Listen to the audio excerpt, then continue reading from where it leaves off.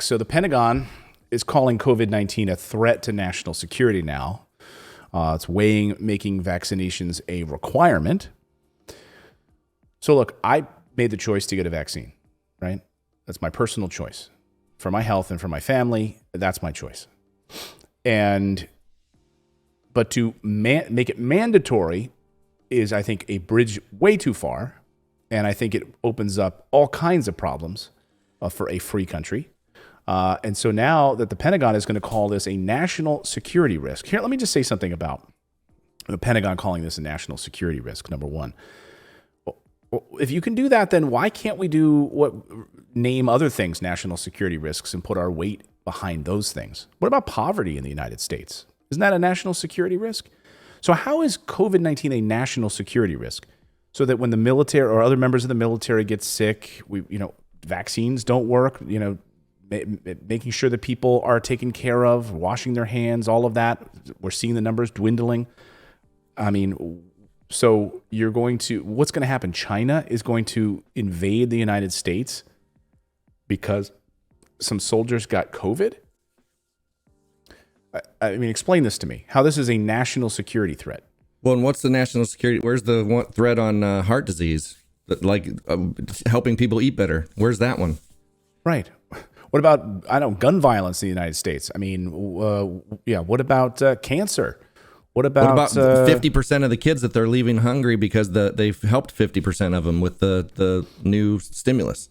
What about the other 50%? What about the people that were disaffected and stormed the Capitol? Maybe that's a national security risk. Like, what were they disaffected about? What about the people that are going to lose their homes next week? Through the eviction crisis. Like, that to me is more of a national security risk than this. But anyway, I'm just talking about the framing of this. But to make this requirement now, and the White House is considering making this a requirement for all federal workers, and they're sort of throwing around this idea now about this. And even trying to push on labor unions right now to make this happen. And you're going to see a pushback. You're already starting to see a pushback from these labor unions. Politico had an interesting piece on Richard Trumka, who's the AFL-CIO's head. He's been a supporter of Biden, of course, for his run to the White House. But this talk among labor leaders and the Pentagon and others now making this mandatory, you're going to lose labor support in the United States. And you have other labor leaders that say, no way, like, this is a free country.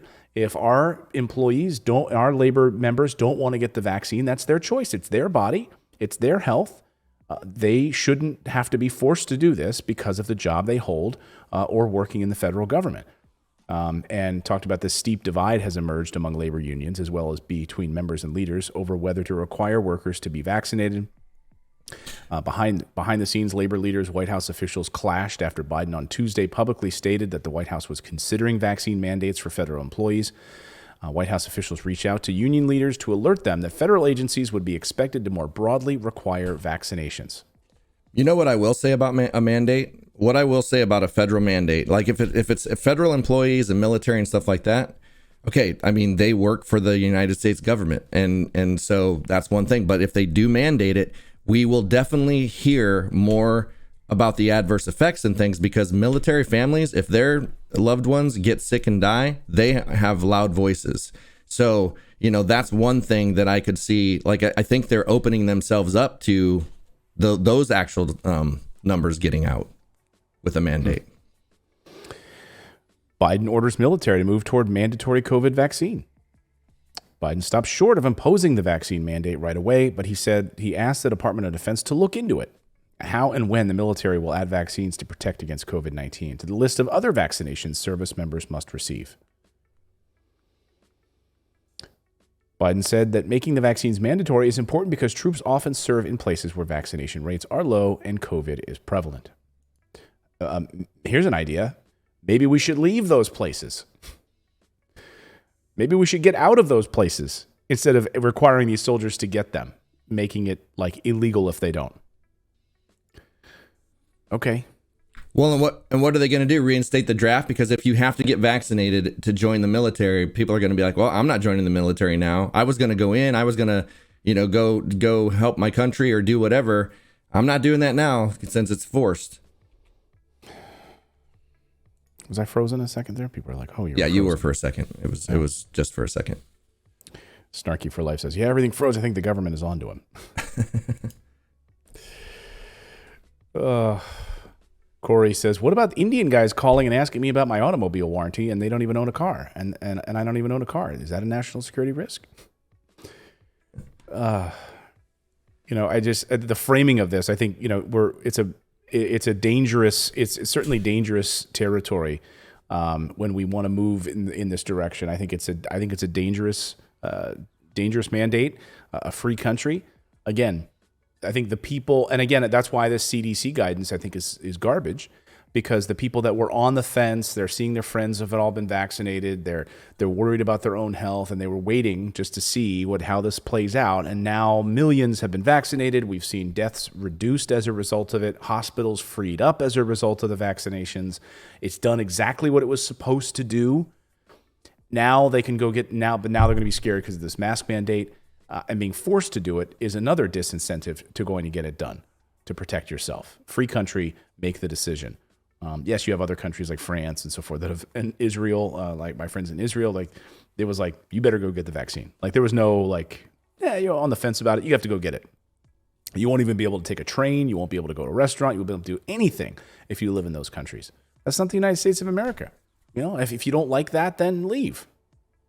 Many people have, including myself.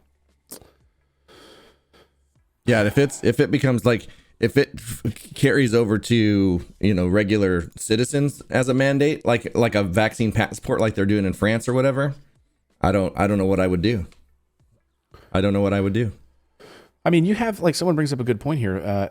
Corey says, you're already forced to get a whole bunch of vaccines and shots when you join the military. Yeah, my friends in the Marines and Marine Corps pilots, they're like, oh, I'm like a guinea pig. I get pricked with everything. When I have to go to this base in Germany and I move here, then I got to go here and I got to here. I get nothing. Like a walking pharmaceutical. What was that shot that a lot of them got to fight chemical warfare or whatever, and a lot of people died from it? I had a friend who was a Marine, and he had that shot, and he was like in perfect health, 20 some years old, and died of like a heart attack from whatever that shot was. I can't remember. It was something that they gave him during the Iraq war. I don't know the name of it, but I know what you're talking about.